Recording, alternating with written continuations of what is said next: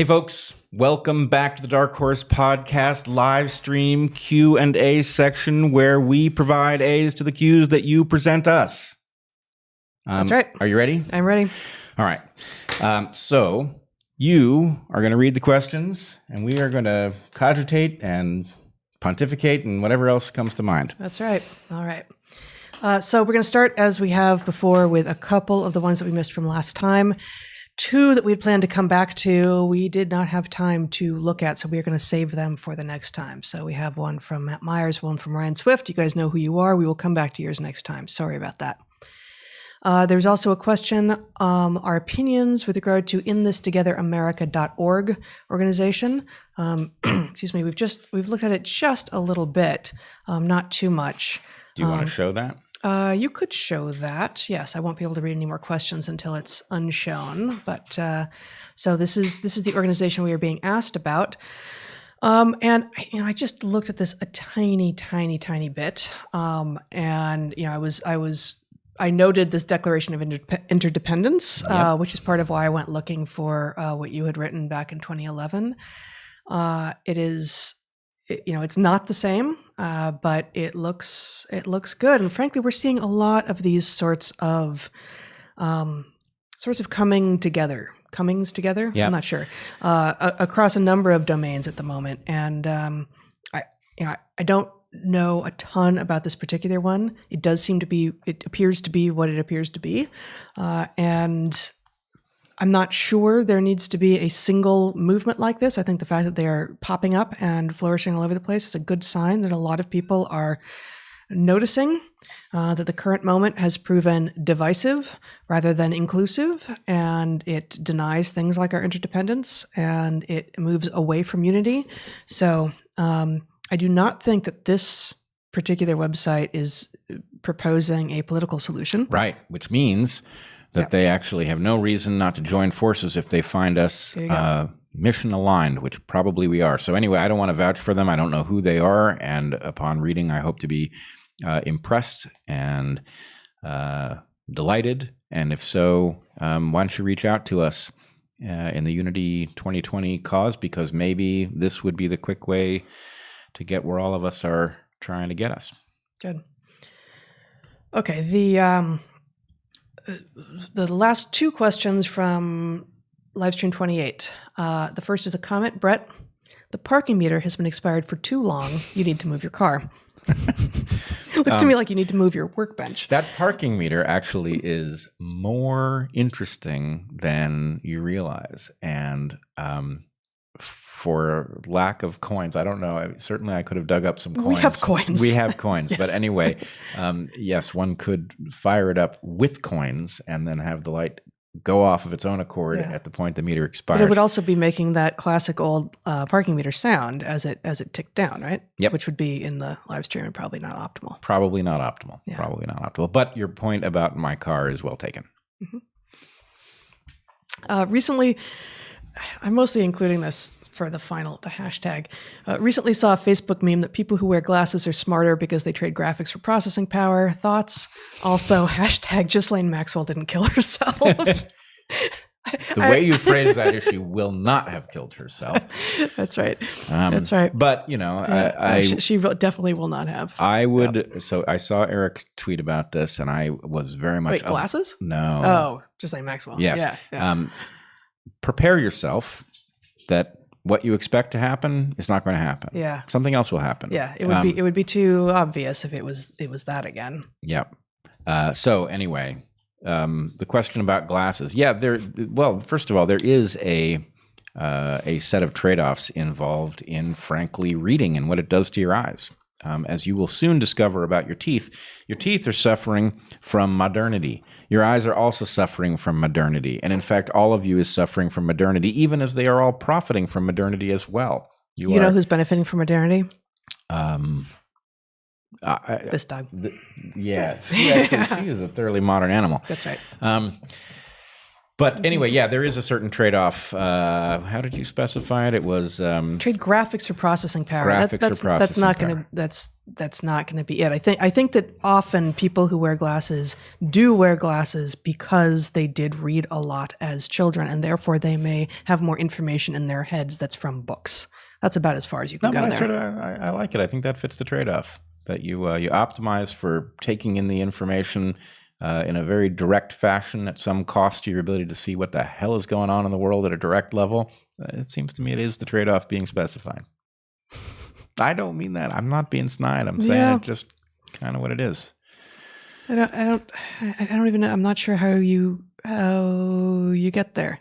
Well, because I mean, what it is allowing people who have, there are many other reasons to end up with glasses, but allowing people who have had their focus be too close at a critical developmental period to also see far away means that it would appear to be trying to do an end run around the this or that trade-off. It is reducing the cost side of the trade-off by restoring vision with an obvious kludge. Now, the interesting thing is you walk down the street and you see people with glasses and you don't think twice about the fact that they're wearing glasses. The oddity of people wearing these pieces of perfectly transparent glass and plastic shaped in a laboratory to correct for the distortions of their own eye is really funny. I mean, imagine that instead of being in a frame, which we've gotten so used to, somehow they were hovering this far away from your face in order that wherever you look, the photons were corrected before they hit your retina.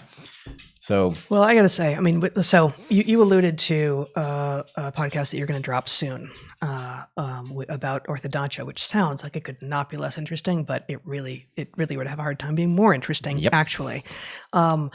I don't know who the relevant person over in Iland would be to the guy that you talked to about dentistry and orthodontia, but I would love to have that conversation. And totally.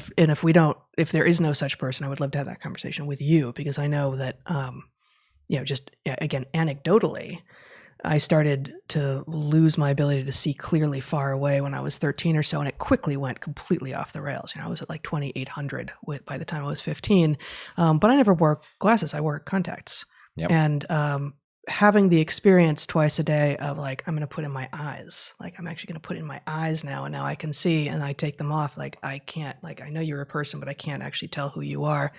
And I'm wearing glasses on the live stream because I started, and now it just seems like the thing to do. But not wearing glasses most of the time in my sort of real life, wearing contacts instead, it strikes me as not at all weird to walk around and see people with this, because it is absolutely 100% a necessity to move around a visual world. You are, of course, solving an internet mystery of how I ended up with you, and the answer is your vision is not what it might be.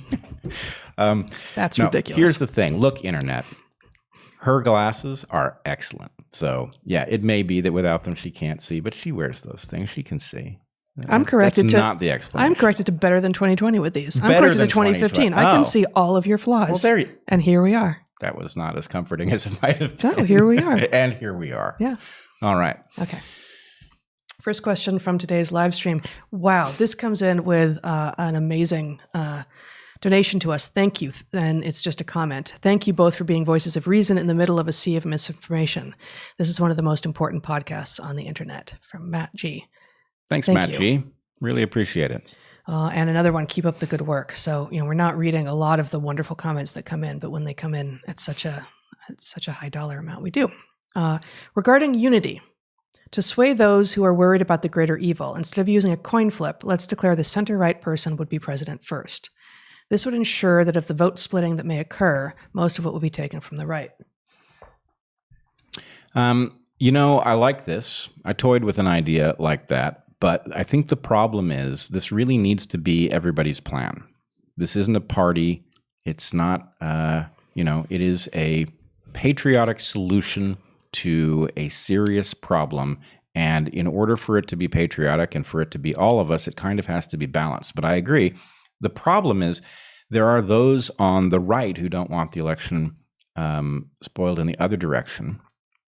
And I can't even say, to me, we are so far gone with a system that is so broken that in the middle of COVID-19, it has delivered us these two utterly feeble candidates that we have to go at this in whatever way allows our collective interests to override the interests of the duopoly, which have been so thoroughly the focus of policy for at least 3 decades. So in any case, I like the idea that there are structural biases you could build in to defeat the lesser evil paradox even further. But I think the point is we defeat the lesser evil paradox in 2 different ways.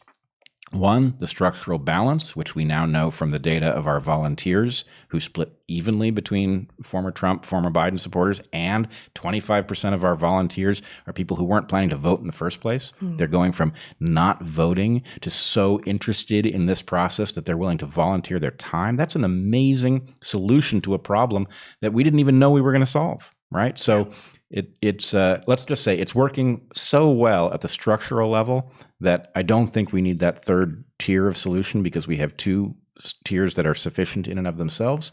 But anyway, I like the style of your thinking. It does show a high-quality game theoretic mind. Please discuss the difference between the narratives enforced by the Daughters of the Confederacy that created our Boomer and Gen X K-12 history education and the natural desire of our contemporary lives to push back. Yeah, I mean, I like this. Look, the problem is really simple. History means 2 different things, okay? History means what happened, what actually happened. It also means what's our myth, our origin story. And the problem is that we mix these 2 things in the classroom. And so you get lessons about how, Christopher Columbus discovered America, and no, he didn't. And no, he didn't. There was no such person, and America was already inhabited by 50 to 100 million people. You can't discover something like that. As I said in the prior live stream, he discovered America in the same way that I have invented the light bulb by screwing one into the socket. It's just not right. So, basic point, we have to separate these 2 things. We actually need to study history, which means what actually happened, the good, the bad, and the ugly. And we need to stop mythologizing inside of our history discussions, right? That has to happen. Now, it's not going to be a comfortable process because history is not a comfortable process. And to know what actually happened is going to be a rough ride. You should buckle up. But I would suggest, look, we're already getting here. Guns, germs, and steel, the right approach, right? A scientific approach to history. Peter Turchin and cryodynamics, same thing. What are these big patterns about? They're not in general about individual people and their individual mindsets. They're about bigger processes. So we're now learning how to do this well. Let's keep going. The role of central banking in U.S. monetary policy has been largely absent from your analysis of the present situation. Libertarians have much to offer here. Will you bring them into the conversation? Yeah, absolutely. Absolutely. No, this is central to the conversation. We haven't gotten there I will yet. say it hasn't been part of the public conversation. It's not that it hasn't been part of the discussion. It's been implied in the political solution-making discussion because the point is, if you took patriots and you put them in a position to govern based on what's actually going on and their ability to hash it out between them, you don't think they would get to this topic? I think they'd get there very, very quickly. So, in some sense, we are trying not to advance policy proposals or positions because that's counterproductive. What we're saying is, look, smart, courageous patriots, that's sufficient to get to all of these big things that we haven't been able to address in the corrupt system. Yeah. I mean, I would say that, some of the issues that I find most pressing are things that don't show up at all, that we haven't talked about, and I think don't show up in part because it's not about policy. It's not about deciding in advance what interest groups you're going to speak to and which ones you are going to automatically get rid of by virtue of your position on something. So, things like protecting the environment and habitat loss and such aren't anywhere on the docket because that's not the kind of movement it is. Yeah, and they don't need to be because you know what? Good people who don't have a conflict of interest are going to protect the environment. Right? It doesn't necessarily mean that they're going to do what any group is advocating because these groups have conflicts of interest, but protect the environment, that's something we should all be able to agree on. Yep. Hello. Do you have an evolutionary account for spirituality and mysticism as opposed to specific sets of religious beliefs? Thank you, Bret, Heather, and Zack, for the podcast.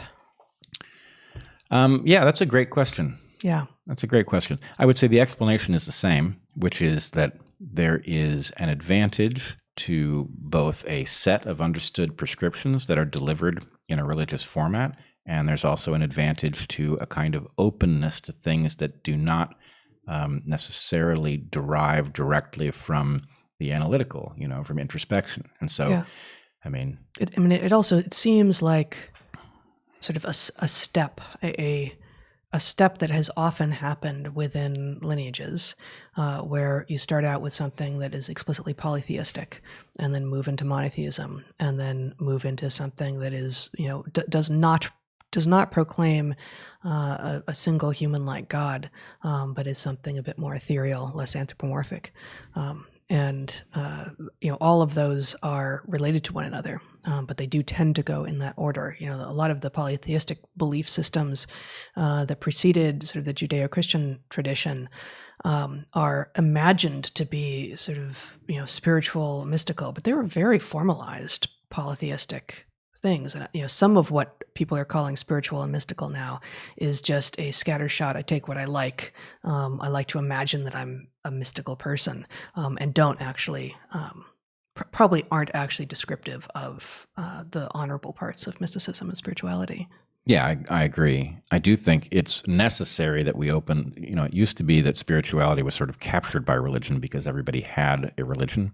Yeah. In an era where people are increasingly either not formally aligned with a religion or their religion is a grab bag, the necessity to separate out spirituality, which is basically in some sense license to suspend the analytical in order to figure out a kind of, maybe it's a should part of the dynamic, in the is-ought dynamic. The ought separated from a rigorous obligation to is important to the extent that you cannot derive the ought directly from the is, which many of us believe you can't. Certain people like Sam Harris might argue otherwise, but some license seems to be necessary. Yeah. Next question. Yeezy, which is say Kanye West, Yang as the unity ticket for 2020 or 2024? ?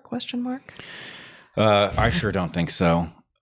Which is not to say that West is not motivated by similar things that motivate us. In fact, I'm sure he is. I think he is a patriot. He is courageous and he's concerned. And so he announced his run for the presidency. Now, my guess would be that he's going to quickly discover why his run for the presidency is very unlikely to work and why it could well play into the scenario that we have in front of us badly. And so I do hope he will make contact with us, because to the extent that he is trying to solve a problem for the nation, which I believe he is trying to solve, the best way to do that is to come talk to people who've been thinking about this structurally and figure out if we can't align. That would be ideal. So anyway, Kanye, if you're out there, we are absolutely open to talking and respect. Further to my question last week regarding UK Labour Party trumped-up anti-Semitism claims, the party leader now backs, quote, unconscious bias training. Your thoughts? Do I renounce my party membership, or is that just letting the nonsense win? That's a good question. Yeah. The Labour Party, the Labour Party and the Democrats are in very similar straits. It's all the same. And so really the question is, A, what position are you in? It may be that you can't, that staying within is the key to getting somewhere, and that you can endure what might come back at you as you push back from within. Yeah, I know so much less about the political system in England. I don't know, in the US, to declare yourself independent rather than a Democrat means that you lose the right to vote in primaries. Yep. Right. I don't know what that would mean in the UK. Renouncing your party. Is it something that you can then say in conversation to people to make the point? And what is the value of that? What are the perks that accrue to being a party member? I don't know. Yep. Don't know. I confess I don't know enough about the British system, but yeah, definitely the thing that you don't want to do is empower your enemies by stepping away from the thing if you have some influence in it. But maybe you have no influence. That's possible too, or likely even. Would you support a grassroots canvassing of Unity 2020 at this point? A grassroots canvassing? Like door to door. Grassroots canvassing by Unity 2020? People are asking. We are seeing, and presumably the website is seeing as well, the people who are monitoring that. A lot of people are saying, what do I do? Like what? So there's no ability to donate dollars at this point. So what can I do? And we've been hearing some interesting stories about people talking to their relatives and their friends, people who they wouldn't have thought would be swayed from either Trump or Biden. We've heard stories on both sides, and they seem to be making headway because it actually is doesn't mean you have to hold your nose, right? This plan does not involve you having to pretend that you're doing an honorable thing when you're really not. So this, I think, emerges from, okay, this sounds good. What now? What can I do? Okay. So here's what I would say. First of all, get modern. Okay. You live in the internet era, and grassroots. Having people show up at your door if it's not totally not wanted is also very powerful. Yeah. Although it's COVID-19. That's true. So I forgot. Yeah. That must have been nice. Yes. How do I get in on that 2 next seconds. time? I'm not wearing a bandana at home. There is a lot you can do online, including reach out to 2 or maybe 3 people who you think have ears to hear. And what you really want to do is understand what the objections are and why they don't apply. We have designed around the objections. And so you want to figure out, people have a tendency to respond to the thing that's similar to the thing you're actually doing. They basically push the thing cognitively over to something they're familiar with. Oh, it's a third party, right? No, it's not. There's no party. This is not a third party run, and it doesn't elect the greater evil because of 2 design elements. It's got one element that causes it to draw equally from both sides, and it's got another element that, were it to be in some danger of spoiling the election, the plug gets pulled. So you can relax. The great thing about that is you can say, well, who are the candidates? Well, no, this isn't about the candidates. We've told you what characteristics they will have to have, right? That list is sufficient to get good people to do the right thing in office. You don't need to know them yet. We don't know them yet. It would be foolish to try to drag people in now because the effort is still small. And because the effort is still small, it's a hazard to them. And it's basically the best thing that can happen is the groundswell can come, and then we can declare who the candidates are. And if you don't like them, you're not committing to support it. You're committing to support something. Should we deliver you good candidates? And should the effort be plausible at the point the election is looming? And so you're not giving anything up. You're not going to do harm in the electoral context. And you are basically just saying, if you deliver on what it is that you say you are attempting to do, then I would support it, right? And would you? Of course you would, right? Every reasonable person would. You want adults at the helm. You just simply do. All of us do. This is too dangerous to have whatever else this thing, corrupt children running things. What could possibly go wrong? Yeah, corrupt children in the bodies of adults. Mm-hmm. Google allows us to submit questions to be answered by leaders, but won't allow us to submit them anonymously. Therefore, people avoid asking questions that may be sensitive for fear of retaliation. What can I do? I'm not sure what the context is here. Is the context this Q&A? Is the context that because this is going through YouTube, that YouTube does not allow the asking of questions anonymous? I have the sense that must be what's being seems asked. like it might be, but you can set up a YouTube channel that's anonymous, and it doesn't mean anything. And then the reason I'm not sure that that's what the question is because the word is leaders, and I'm not. We're not. We might be leaders, but that's not our primary role right here. So I'm not sure what the context is enough to know more than that. I don't think fear of retaliation should be a problem here. Yep. But it certainly is in many places of work and other domains right now. And this is a reason for, this is exactly why there is a strong history of being able to submit concerns anonymously. And of course, now that's being gamed by some workplaces where people are submitting concerns against their colleagues such that they're not traceable and they're false. So, there's pros and cons on both sides of that. 2020 and 2024 are both too soon. Please wait till 2040 and push forward a Zack Zev ticket. Well, that's an interesting idea. I'm concerned that 2024 may not even be on this timeline if we are not able to divert our course. So I'm thinking of 2040. Zack was born in 2004. Zev, who's Eric's second born, must have been born in 2005. So they would be just old enough at that point. Yeah. All right. Tell you what, I'll back that ticket when you advance it then, if you'll back Unity 2020 now. Yeah. Okay. This whole movement of the left is overt attempt to gain control of central government, which consumes $5 trillion of a $21 trillion economy. Maybe? Yeah, I mean, it is an overt attempt to gain power. Yeah. Clearly. Please have an episode of you, a progressive patriot, and a Ted Cruz type, constitutionalist patriot, and have the illustration of your new system. You said the Constitution is showing its age.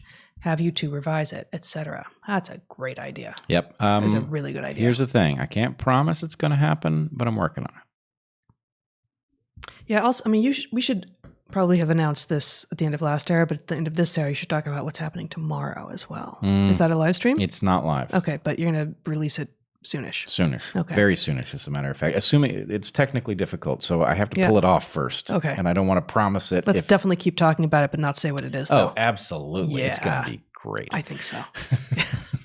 Yeah.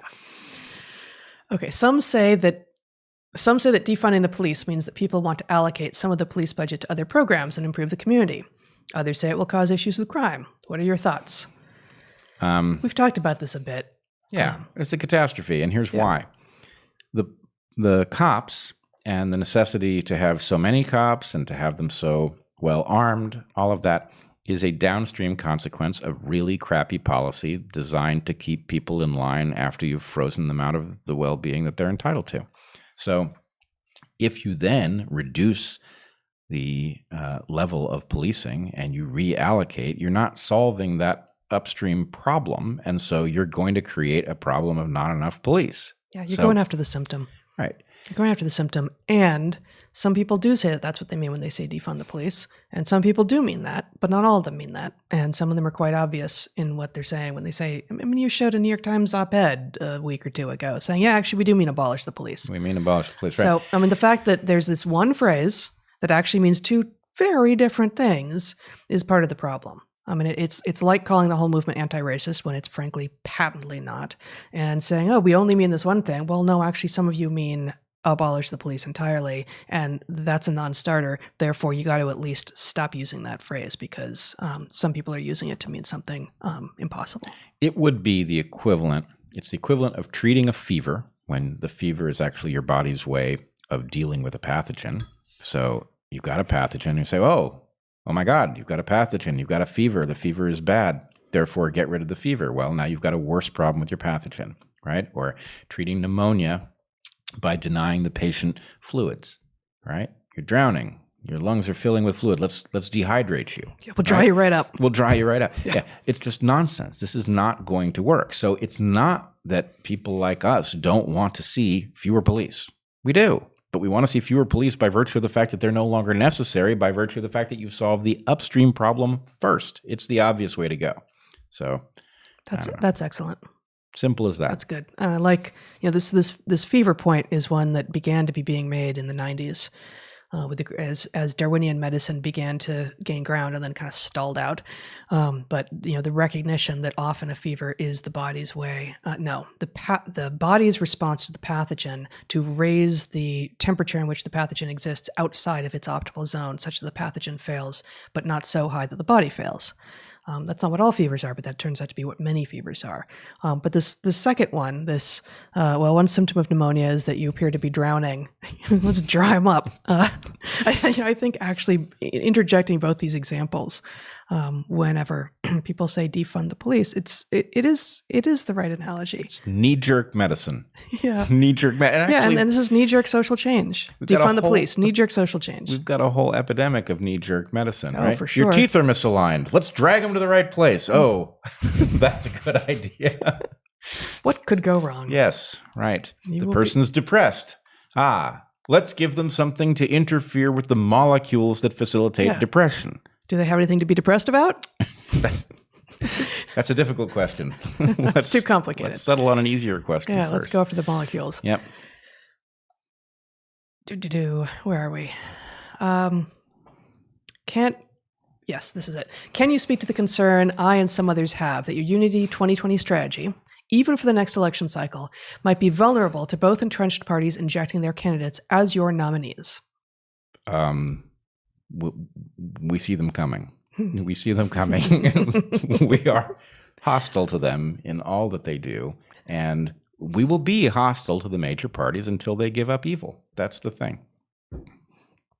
So, no, I'm not too worried about it because, let's put it this way.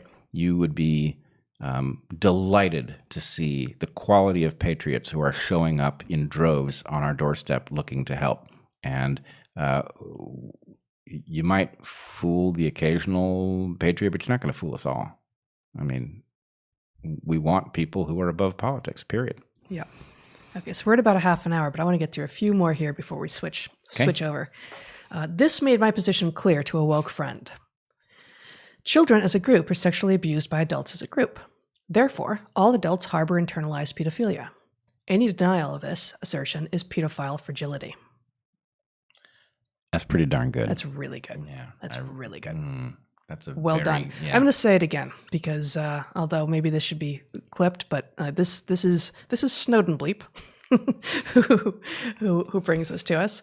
Snowden Bleep's strategy is saying this to a friend who is woke. Children as a group are sexually abused by adults as a group. Therefore, all adults must harbor internalized pedophilia. And any denial of this assertion is pedophile fragility. So good. Yeah, that's awesome. Yeah. Keep doing that. Yeah, that's right. So someone says they made a Flatland animated movie and the women are squares. Oh, okay. They also made a sequel called Sphereland. Please make a documentary on this new Maoist revolution. I need something to convince my dad. Wait, the women are squares like they're nerds or? I do. So I did not know that there was a Flatland animated movie. I do remember from just rethinking about Flatland a little bit today that the more sides you have in 2D land, the more elevated you are. And, you know, it's classist as well. I think he makes like tradesman triangles. And the at the time anonymous author for the first printing was a square, but every time you, a generation will change, I think. You add a side. So the child of a square is a pentagon. If he's male, the child of a pentagon is a hexagon, a heptagon, an octagon, an nonagon, etc. So I do wonder if women are just stabilized as squares, in which case they haven't quite solved it. No. That's not a full solution. Yeah. That's an interesting point, though. Thanks for pointing us to it. Curious as to your thoughts on the warnings that Yuri Bezmenov gave us in 1984 after he defected. He is an ex-KGB agent, and it basically mirrors your experiences and everything you've been saying regarding Evergreen. Yeah, I've seen some of his interviews. I think there's like one longish one, maybe an hour and a half or so, but there are a couple, and he saw it. He saw it in the USSR, and he came here and he said, well, you guys have the glimmerings of the same kind of thing, and I'm going to predict these things. And he just got a lot of them right. So this is Yuri Bezmenov, I think. So the thing to understand is that this is a canonical failure, and it's actually a set of canonical failures. So you have what I call the French Revolution moment, which means the point at which the rent seekers have frozen regular people out of well-being for so long that the regular people think, I know, pitchforks and torches, right? And the next thing it's guillotines. That's the French flair, right? But the point is, if you've got rent-seeking elites and they freeze people out long enough, what will happen? Those people will revolt. And so another canonical failure is this instinct to, solve everything through redistribution, which then runs afoul of a a group selection problem. It's got a game theory problem at its heart, which then forces you to authoritarianism. So the real point is, look, let's just get good at saying, if you do that, the next thing that happens is this. If that happens, the next thing that happens is this. And that's how you end up with that thing that's so dramatic. And everybody says, how could this have happened? Yeah, and but it doesn't look like last time. Right. Well, but it does. It's just got new tech. Yeah. It updates. And, for one thing, the things that you're easily going to spot, those things are understood to be deal breakers. And so it learns, fascism isn't going to goose step again. It's learned. Yeah. Right. Yeah, these people who are like, did you see he did a Heil Hitler? It's like, only a true moron would make that part of their movement at this point. Right, like, it's not going to look like that. Of course it's not. Do you think CRISPR, biology question, do you think CRISPR may be needed to stop COVID if it mutates too fast for traditional vaccines? What are the major concerns you have with this technology? Thanks, and keep up the great work. I don't know if CRISPR can be... It's been a while since I've thought about CRISPR. I don't know how it can be used to address COVID if it's mutating really fast. So it can be used. It doesn't need to be used because we have other techniques to do the same thing, which doesn't mean it's not the most efficient way to do those things. But the thing to understand about CRISPR is that I have analogized it to, we have a typewriter for the language of genes, and that typewriter is CRISPR. What we don't have is the Rosetta Stone. We, the humans, have a typewriter. The genes themselves have whatever they've got. The genes do their thing. And we now have a typewriter that allows us to make any sequence we like, right? Yeah, we know what the letters are. We know what the letters are, and we can assemble them at will, but we don't speak the language of those letters yet. We're learning things about that language, but without the Rosetta Stone, we don't speak the language, which means we can't sit down and say, let's write a gene to do X. And we've got so much hubris. The molecular biologists are so sure that they've got this nailed in so many regards, that changes are often done without regard to things like Chesterton's fence, unintended consequences. It's dangerous. So I would say I've seen efforts in the neighborhood of vaccines, and one of the efforts, which is currently being suppressed, it would seem, by our top-level journals, makes the following point in their manuscript about vaccine technology, which is these pathogens have high variability in terms of their rate of change, and that a vaccine that is targeted at something that changes rapidly is obviously a short duration phenomenon, and one can systematically go through the genome and the structures, and you can target things that change less frequently, which seems a very obvious point. But nonetheless, it also makes another point, which is target things that are as far from human sequences as possible, right? To the extent that the pathogen in part profits by disappearing against the backdrop of a human, you target the parts of it that are most different, because those parts then do not confuse the immune system into attacking itself and creating an autoimmune disease. That's good. So there is a way to play this game. Yep. And the idea that we are going to, because the vaccine in question is being developed by people who, through their research, have discovered just how probable it is that the virus emerged from a laboratory after having been modified, that we are going to shut down that discussion and thereby slow the progress on that vaccine is appalling, because, frankly, that could very easily lead to a great many needless deaths. Yeah. One more question here, then we'll switch to the other live stream super chat. Are we in the "it's just the flu" phase of public awareness of the horizontal revolution? I like this framing very much. Me too. I mean, I don't like it, but I think it's apt. Oh, I like that. Yeah. I like it a lot. Yeah. Yeah. And, you can tell, in some sense, this is drawn out, because some of us have seen the horizontal revolution, obviously, in microcosm before, and we've been talking about it, and we were long dismissed. And the point is, if it is true that we were right, that the thing that we saw in miniature has now emerged at a much greater scale, and we told you it was going to, then what are we saying now? Yeah. We're saying, oh my God, that's a threat to the overall power structure. And the worst thing that can happen is that it can partner with half of the duopoly, right? And that's bad for two reasons. One, if it partners with half of the duopoly, what's going to happen? Well, A, you're going to get this massive transfer of well-being based on nothing like justice whatsoever that is going to cause misery. And the whole point of it is to distract from where the opportunity was actually concentrated. Or equally bad, or maybe worse,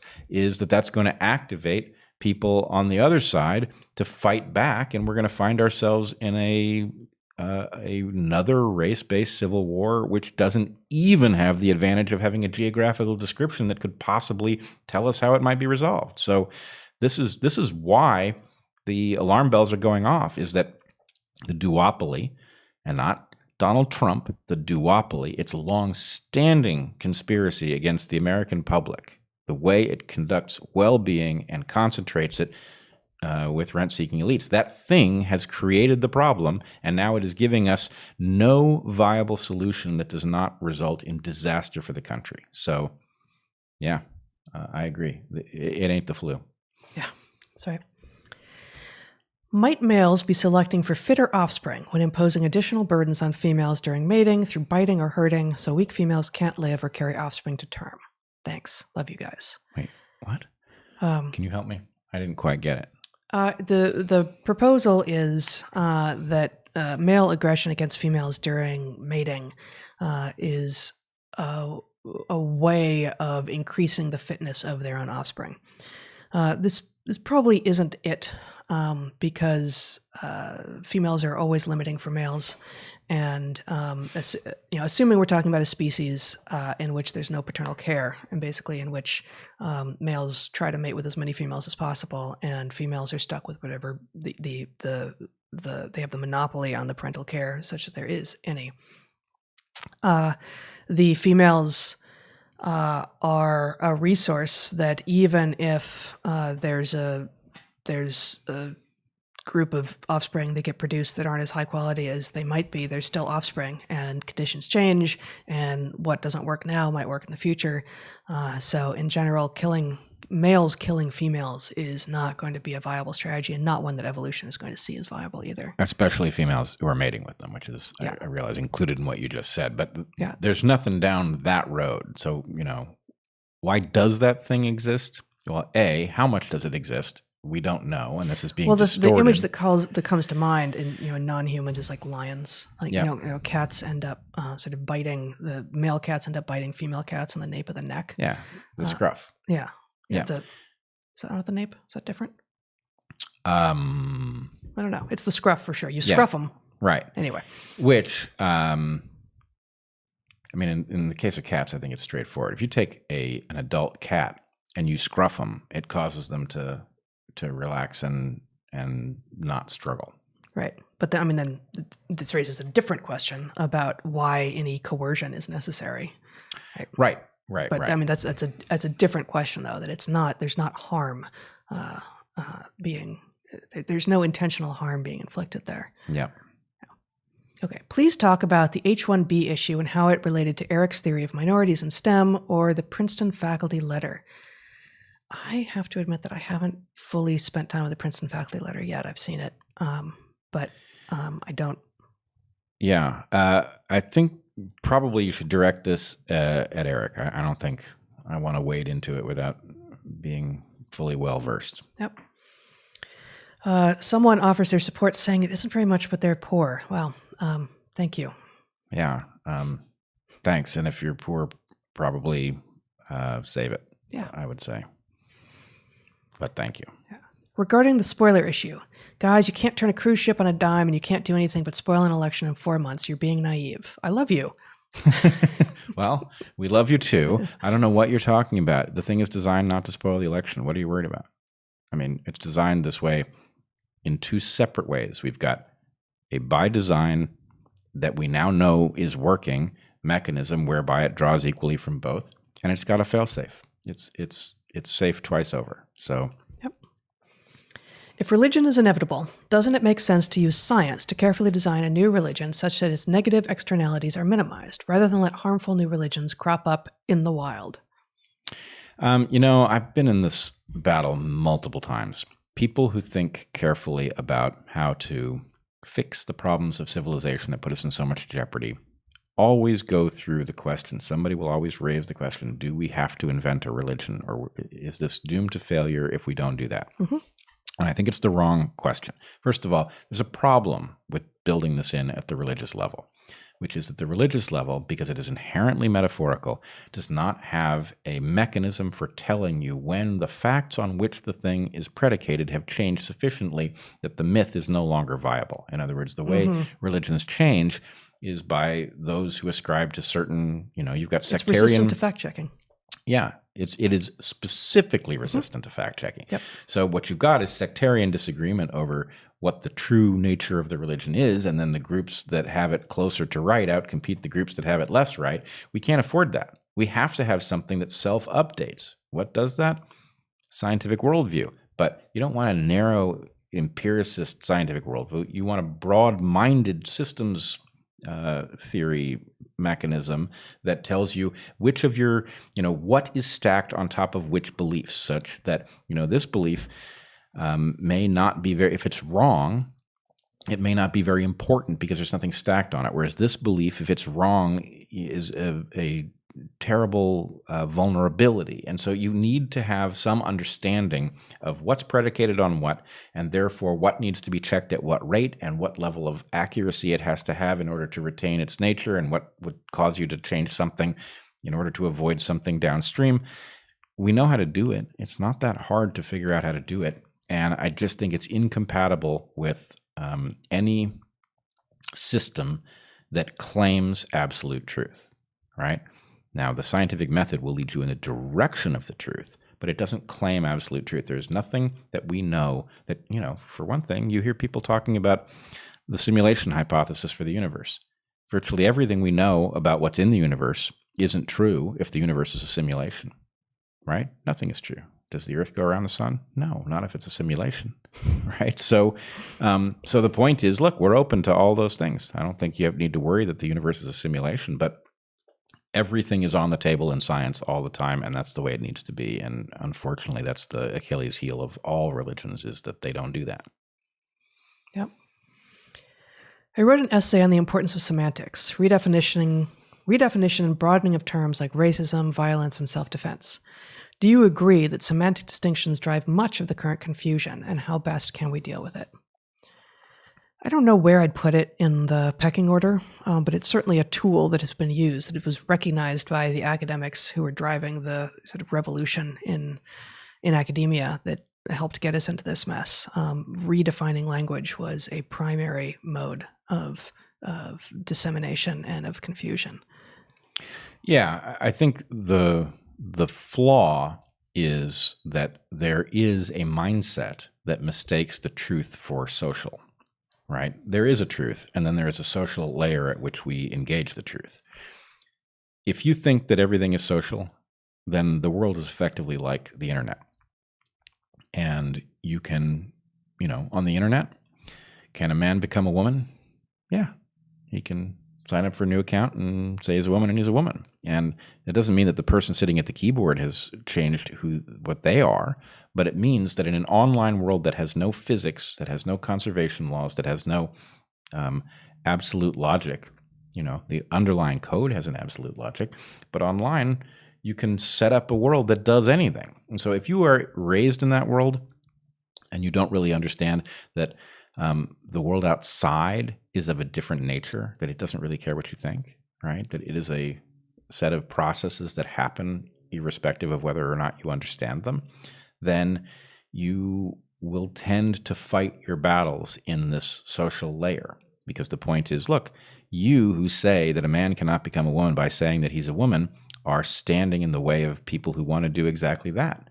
Why would you stand in the way? Because it's as simple as us all agreeing to this. So if you want to liberate people, let's all agree to it. And the answer is no, because you've just said something that interfaces with biology and medicine and the prison system and the courts and all of these other things and sport. So, there's no escaping the fact that those realms have a physical reality. When they put you in prison, you can't just identify as somebody who's not in prison. Right? Prison is an actual place. We take away your freedom, and we do it on the basis of facts established in a court that tell us that you violated a law sufficiently important that it warrants prison time. right? Those are, yes, there's a social layer. The court is a social layer, but the bars of the prison are not social. So I would say two people who have seen much happen in the social world and have not fully engaged the boundary between the social world and the physical world, there is a confusion that results in us fighting linguistic battles as if they are the same thing as reality. End of soapbox. On your 4th of July Question and A podcast, tenets of Christianity were mocked and biblical texts were superficially interpreted. See Dr. Peterson's Genesis series. Where is the unity in that approach? Let me say first, I have no idea what you're referencing to with regard to tenets of Christianity being mocked. I don't think either of us have ever done that. Well, no, there are mythical portions that while we don't mock, we aren't going to pretend to ascribe to. And then biblical text being superficially interpreted, well, we're not biblical scholars and we don't pretend to be, we're evolutionary biologists. So I have not watched Dr. Peterson's Genesis series, but I imagine that in that, as in everything I have seen of his, he does a really bang up job. Yeah, I think I now recall what they're talking about. Okay. I think we talked about virgin birth. So the mythical aspects of Christianity. Mythical aspects of Christianity. And the answer literally is, look, false, metaphorically true. This is not something for which there is a good solution. On the one hand, we are biologists. The idea of virgin birth, that's an empirical claim. And the fact that that claim is in there, I find very unfortunate, because what it means is that there is an empirical barrier to people seeing the wisdom of things like the Golden Rule and the story of the Good Samaritan, which we'd be much better off if there were no barrier to seeing the wisdom there, because those aren't empirical claims.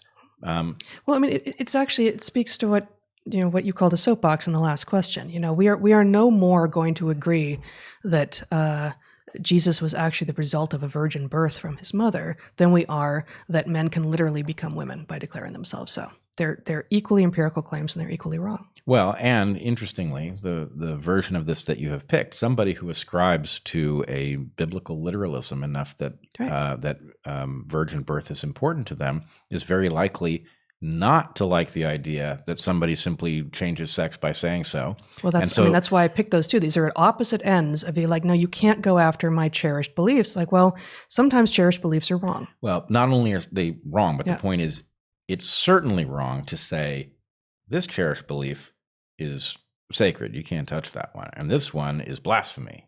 Right. We have to touch that one. Yeah. So at some level, I hate to say it, and I know I understand how it gets heard, and I get in trouble for this, but I've gone way out of my way to make the point that these texts are full of wisdom, and it is intermingled with other stuff. Some of the wisdom is out of date. Some of the wisdom is abhorrent. And some of the wisdom is beautiful. It is time that all of us come together. We live together in a cosmopolitan civilization. I don't think there's any other honorable thing we can do. We must come together. And when we come together, we can't all be asked to treat everybody's Bible as true. They can't all be true because they contradict each other. So if we're not going to do that, then what we have to do is back off the claims that, oh, mine's literal. Yours may be metaphorical, but my Bible is literal. So consider it. How much do you give up if you just simply recognize virgin birth is a story and it comes with a lot of wisdom, some of which is incredibly important and has been widely discovered by many populations. Many populations have a version of the Golden Rule. Shouldn't we get to the point where we recognize each other's humanity and each other's discovery of that principle and then figure out how to instantiate it so that it actually is globalized in the way that, frankly, I believe the Buddhists are ahead of everybody else in truly globalizing it? I cannot support any campaign that does not make the media enemy number one. Not left, not right, not the center. Will Unity 2020 fight the media? So this is going down the same route that both parties in the duopoly have gone down. They start with policies that they care about, issues that they care about, and they start courting those interests, which some will argue are not special interests but global interests, but they start courting them, and then those become central, and then the party, whatever it is, or the movement in this case, changes such that is its focus. Is what is happening to the media a problem? Yeah.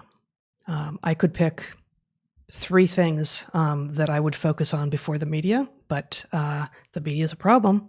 But all of us would pick, would have a different ordering. We could probably agree, many of us, on the top 20, let's call it, issues that are facing our country. 20?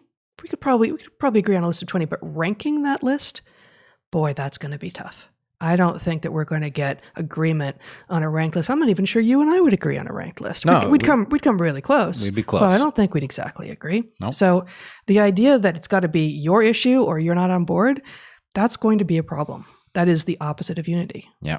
I would say the other thing is they're trying to figure out how to come at the question. It's this one. There are bound to be people in all of the layers, including media, who are of the following three descriptions. You're going to have people who will serve themselves no matter what the harm is to others. You're going to have people who will do the right thing irrespective of the harm to self. And then you're going to have a lot of people in the middle who are going to do what makes sense relative to the incentives that they find. And many of those people would prefer a system that worked. They would prefer to feel good about their job. And they don't have the option to do it because of perverse incentives in that layer. And so here's the question. Suppose you put aside your let's go after the media first position. And instead you thought, how do we build something that those people in the media who actually would be aligned with us if they could find it, if they could find the opportunity, how do you create the opportunity? A groundswell will do it, right? And you will still have people in the media who are really just there to serve their own interests. But I don't think they're going to be the majority. So imagine that every one of the things that we might prioritize has those same three layers in it, and figure out how it is that you are going to liberate those who are trapped in the system, who would prefer something that actually worked. How do you liberate them to join us so that we can get to a place where things function again? Okay, we're coming up in an hour, but we've got a lot of what look like really good questions. We'll get through as many of them as possible and answer a few more at the top of the next live stream, which will not, incidentally, we'll say this again, be Saturday, but will be the following Tuesday, a week from today. Oh, someone says, everything is going to be okay. The Holy Spirit is here for you. Stay strong. God's children will be victorious.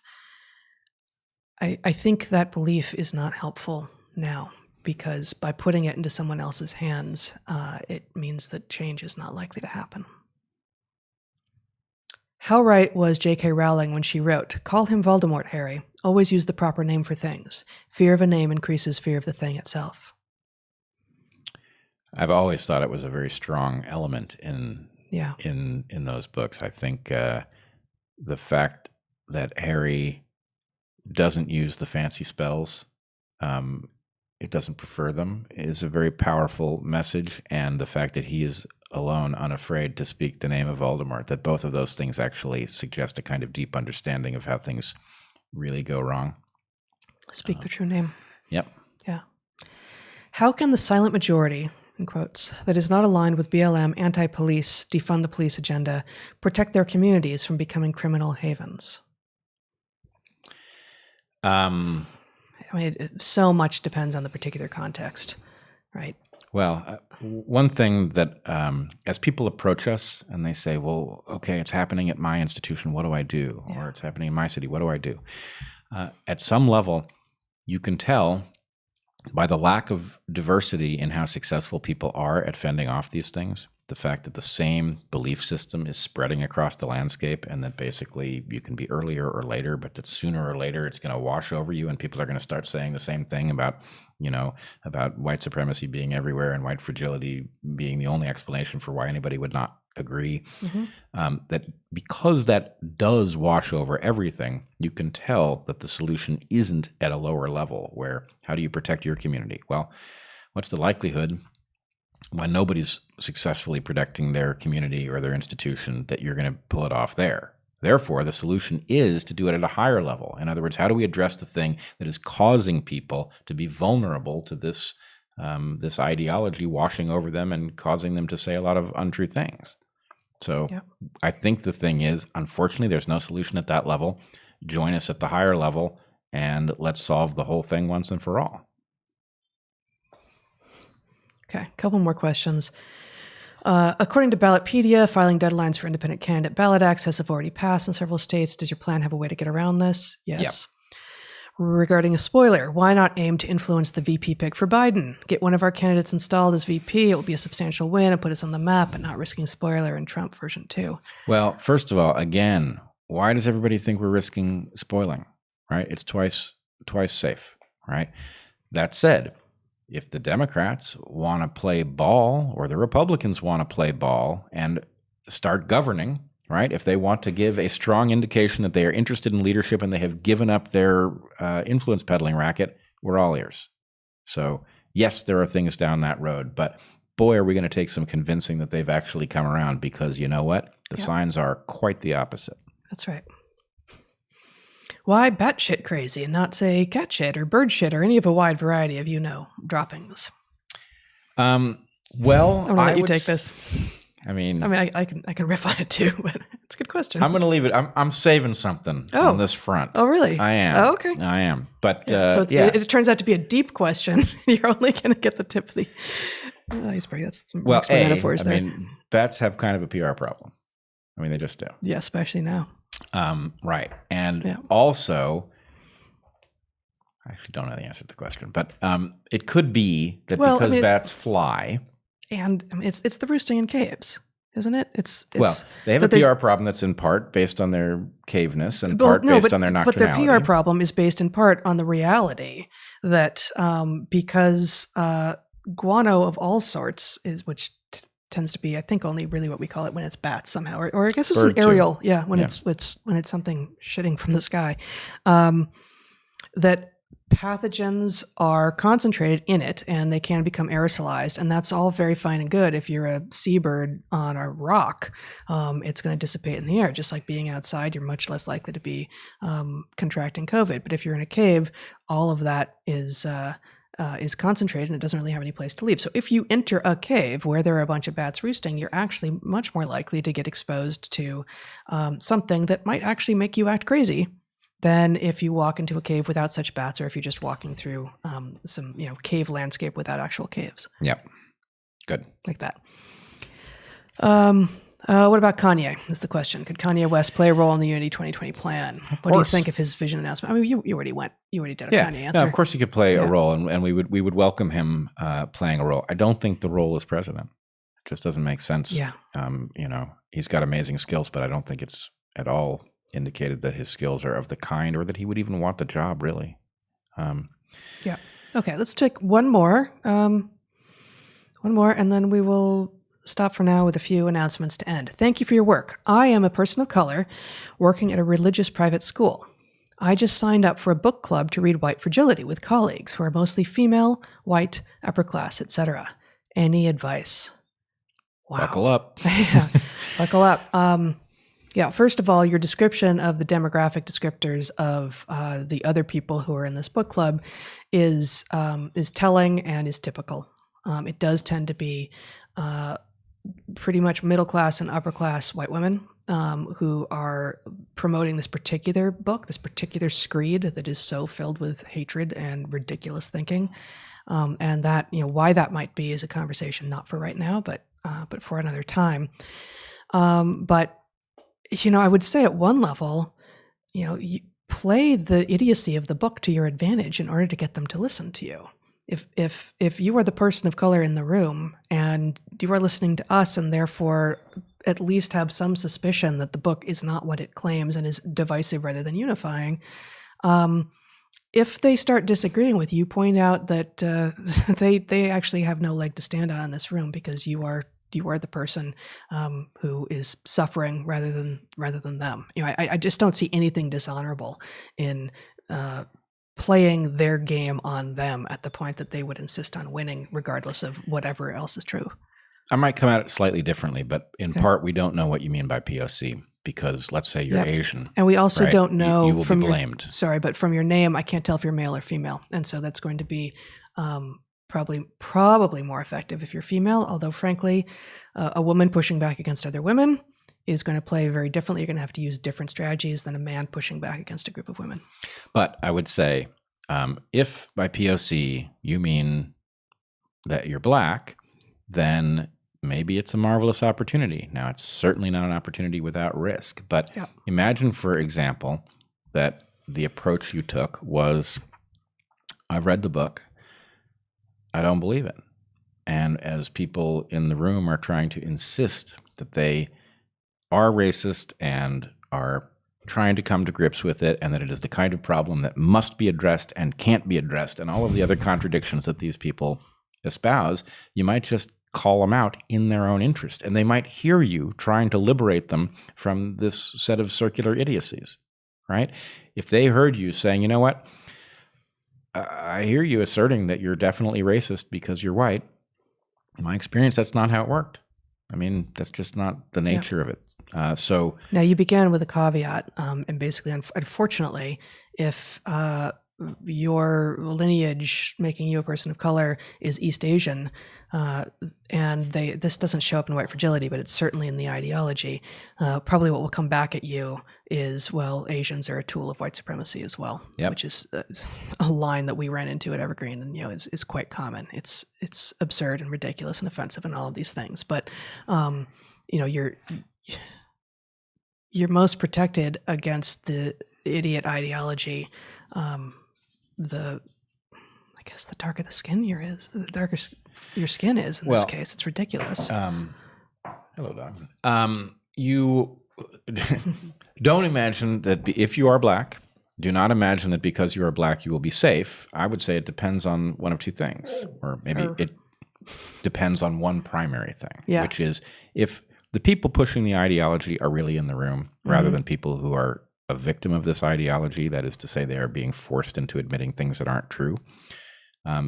If the people who are leading it are there, then you're in for special punishment, because claiming that you don't see it is going to be viewed as very damning. Yeah, but he or she has said book club, so maybe not. So the chances are that you're dealing with basically people who are engaged in embracing a zombie ideology, but the people who are selling it aren't there, in which case you might be able to liberate them. Yeah. All right. I think that's it. You want to put up the end screen while we talk? Just so we will not be here on Saturday for logistical reasons on our end, but there will be 1, 2, maybe 3 podcasts up between now and next Tuesday when we will be back live at 12:30.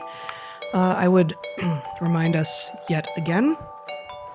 guys about the DarkHorse membership at my Patreon at the $5 and up level, about the Discord server that's available at either the link to that available at either of our Patreons.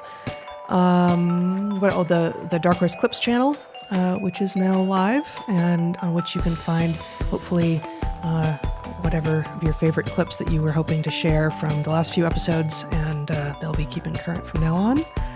And you wanted to say something about what you're going to be doing tomorrow, or do you want to keep that a surprise? I will just say, God's willing, and by God's I mean technical God's willing, we have an awesome podcast headed your way. I am certain of it before it has even landed on the sensors in our cameras.